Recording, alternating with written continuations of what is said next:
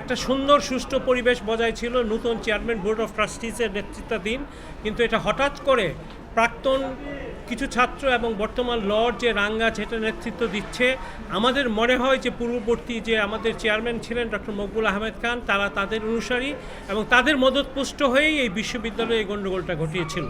এই অভিযোগের প্রেক্ষিতে মামলা নেওয়ার সিদ্ধান্ত আজকে হবে, আজকে আমরা নেব। আজকে সিন্ডিকেটের মিটের সিদ্ধান্ত হবে, আমরা জিডি করব, আজকে জিডি করব এবং আমরা কোর্টে কেস করব। প্রাথমিক তদন্ত যেটা আমরা সিসি ফুটেজ আমরা চেক করেছি, সিসি ফুটেজের মাধ্যমে আমরা পুরো ব্যাপারটাকে যাতে একটা আইনি প্রক্রিয়ায় নিয়ে আসতে পারি সেই সমস্ত প্রমাণ সংগ্রহ আমরা করেছি। তাদের আসলে সত্য যেটা হয়েছে, তারা তাদের যে শিক্ষা, যে আমাদের যে শিক্ষার যে পরিবেশ ছিল সেটা নষ্ট করেছে, অকথ্য ভাষায় আমাদের চেয়ারম্যান বোর্ড অফ ট্রাস্টিজ বিরুদ্ধে স্লোগান দিয়েছে এবং যার ফলে সাধারণ ছাত্ররা ক্ষিপ্ত হয়ে গেছে।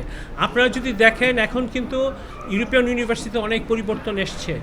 নূতন সিকিউরিটি পাঞ্চিং মেশিন থেকে শুরু করে আপনি প্রায় 20-25টা মাল্টিমিডিয়া দেওয়া হয়েছে, ল্যাব উন্নত হয়েছে। সুতরাং এই থেকে পূর্ববর্তী যে চেয়ারম্যান আছেন তিনি তার মদতপুষ্ট কতিপয় অল্প সংখ্যক ছাত্রের মাধ্যমে এইখানে পরিবেশটা বিঘ্ন ঘটাচ্ছেন।